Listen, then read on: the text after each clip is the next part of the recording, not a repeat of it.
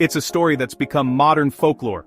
A garage, a few circuit boards, and a vision that would change the world. The year was 1976. Two young men, Steve Jobs and Steve Wozniak, wanted to build personal computers for everyone, not just corporations. Back then, computers were massive, expensive, and out of reach for most people. Jobs and Wozniak were determined to change that. They had the technical genius and the marketing drive, but needed structure. Enter Ron Wayne, older and experienced, brought in to provide business guidance. On April 1, 1976, in a modest setting, these three men signed a simple contract. No fanfare, no press, just 3 signatures on paper. With that, Apple Computer was born. This founding document was more than a formality. It was a declaration of intent. It marked the moment an idea became a real company, with a mission to design, manufacture, and market computers. In an era of mainframes, these three were betting on personal computing for the masses. That contract was the seed from which the entire Apple ecosystem would grow. Every iPhone, every MacBook, traces its roots back to this agreement. The legend of the garage is real. The early work on the Apple I happened in Jobs' family garage in Los Altos. This contract was the official starting gun. It turned a hobby into a business, giving them a framework to seek funding and build their dream. Little did they know, this simple act would create a company worth trillions. It was the first chapter in one of the greatest business stories ever told. The garage, the signatures, the vision. This is where it all began. Apple's story started not with a product, but with a promise. 3 men, 1 contract, and a belief that technology could change the world. That's the real magic of Apple's origin, and it all started with 3 signatures in a garage. What's heading to auction? The original 3-page partnership agreement for Apple Computer Co. Sampapard Shor Dibo Sonon. Naujir, Maudurzo.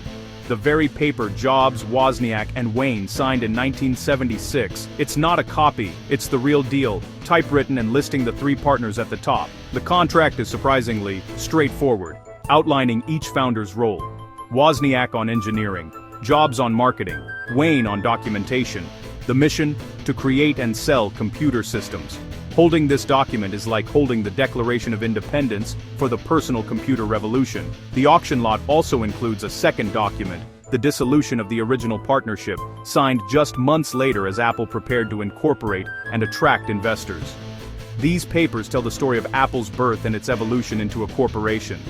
The documents show fold marks, clear signatures, and even a county clerk's stamp.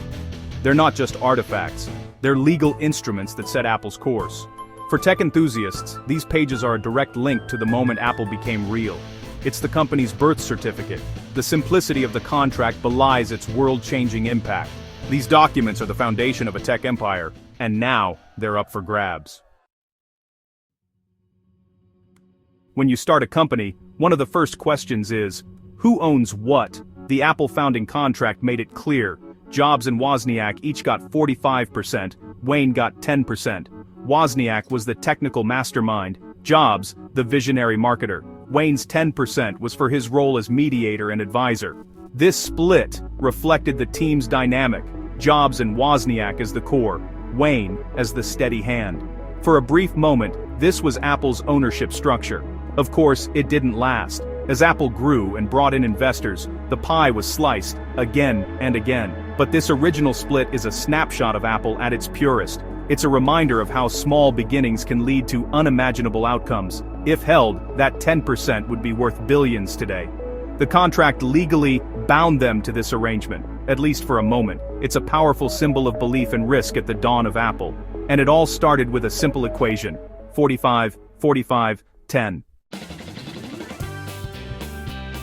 Apple's founding trio didn't last long. Ron Wayne exited just 11 days after signing. He withdrew from the partnership, returning his 10% stake for $800. Why? Wayne had been burned before in business and feared personal liability if Apple failed. Jobs had just secured a big order, but Apple needed to borrow $15,000 to fulfill it.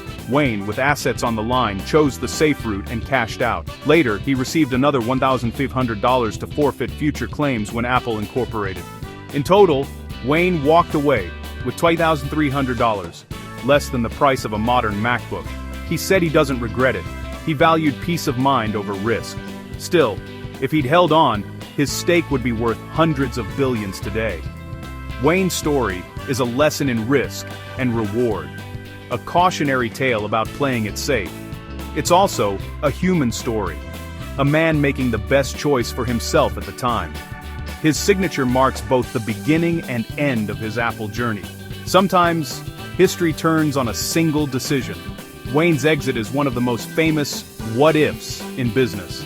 The documents up for auction capture that pivotal moment and remind us how quickly fortunes can change. Why are a few old papers valued at up to $4 million? It's about more than ink and paper. This is Apple's founding charter, the blueprint for a company that changed the world. The historical significance is immense. It's the origin of a digital revolution.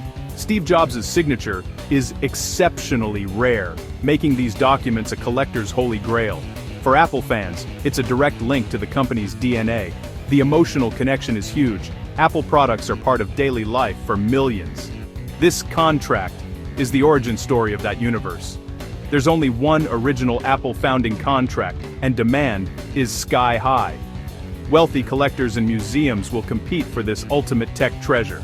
The $4 million estimate reflects its uniqueness and desirability. It's not just an investment, it's a piece of cultural history. The value is in the story, the signatures, and the legacy. This is the crown jewel of tech memorabilia, and it's about to make auction history. Apple memorabilia is a booming market, driven by nostalgia and the brand's enduring power. Original Apple I computers have sold for nearly $1 million.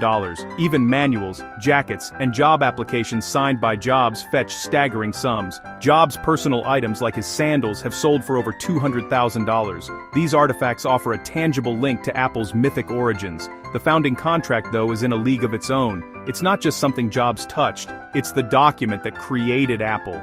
The auction will test just how deep the fascination runs. This is the ultimate Apple collectible. These pages are more than a contract, they're a symbol of innovation and risk. Apple changed how we live, work, and connect. All that impact traces back to these signatures. To own this contract is to own the genesis of a revolution. It's a physical link to the think different ethos. As these papers go to auction, the world will watch. The final price will reflect the value we place on tech history. It's a reminder. Extraordinary journeys begin with ordinary acts, an idea, a conversation, and a few signatures.